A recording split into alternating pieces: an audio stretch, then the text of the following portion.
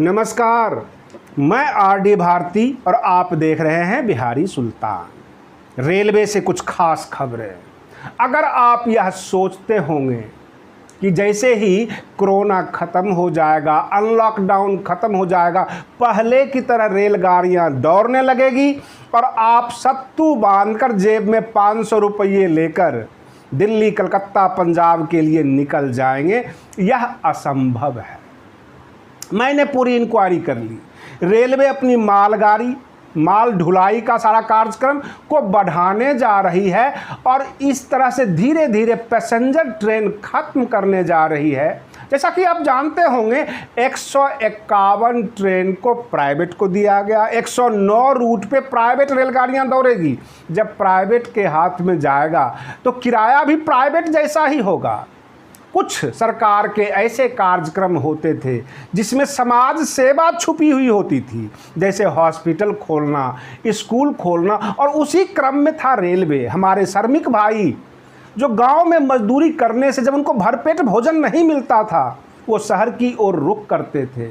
100-200 रुपये जेब में लेकर जनरल बॉगी का टिकट कटाकर बैठ जाते थे। लेकिन अब यह इतिहास बन जाएगा।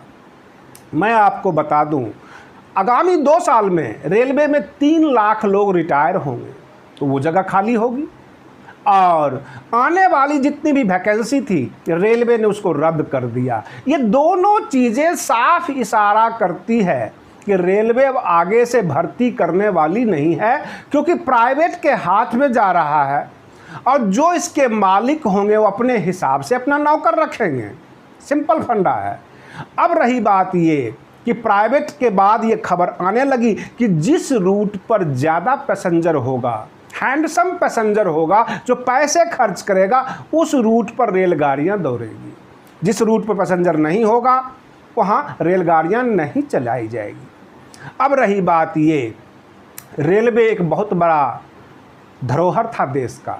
जैसा कि आपने पहले भी सुना होगा, हमारे प्रधानमंत्री जी ने बहुत बार बड़े बड़े डायलॉग मारे, लेकिन उन्होंने वैसी कंपनियों को बेचा जिसके नाम के आगे भारतीय लगा हुआ था। जैसे कि भारतीय रेल, भारतीय संचार निगम, भारतीय जीवन बीमा निगम, भारतीय कोल। जहां भारतीय लगा हुआ है, हमारे प्रधानमंत्री जी उसको बेच देते हैं, उसको प्राइवेट के हाथ में डाल देते हैं। ये उनका सबसे बड़ा फंडा है।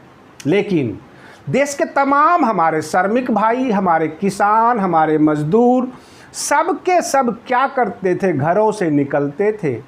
100-200 रुपये भी अगर जेब में होता था, जाकर जनरल बॉगी में बैठ जाते थे। यह अब आगे से नहीं चलेगा। अगर आप यह सोच रहे होंगे, फिलहाल 200 स्पेशल ट्रेन चल रही है, 100 और बढ़ जाएगी, 90 और बढ़ जाएगी, लेकिन पहले की तरह हर रूट पर पैसेंजर, डेमू और तरह तरह का इंटरसिटी सब चलता था। बड़े आराम से, कई बार तो बगैर टिकट भी आप बैठ जाते थे, फ्री में बैठ जाते थे। स्टेशन और प्लेटफॉर्म पे जाके सो जाते थे, कुछ न कुछ सामान बेचने लगते थे स्टेशन के बगल में खड़े होकर। यह सब नहीं होगा। आपकी आज़ादी पर अंकुश लगाई गई है। सब कुछ प्राइवेट के हाथ में होगा। कभी आपने देखा है 5 स्टार होटल के बगल में पान की दुकान? ऐसा नहीं होता। उसी तरह रेलवे भी अब करने जा रही है। जितने भी गरीब लोग रेलवे से जीते थे, उसमें नौकरी करके अथवा बाहर खोंचे में कुछ सामान बेचकर, ऐसा अब आगे नहीं होने वाला है। रेलवे प्राइवेट को जाएगा। प्राइवेट में चमकदार चीज़ें होगी। जिसके हाथ में पैसा होगा, जिसके जेब में सोने की चाबी होगी और चांदी के सिक्के होंगे, वह रेलवे में काम कर पाएगा, रेलवे के बगल में काम कर पाएगा। आपके सामने सच्ची न्यूज़ हमने प्रस्तुत किया है। आप बने रहिए बिहारी सुल्तान चैनल के साथ। तब तक के लिए धन्यवाद। जय भीम, जय भारत।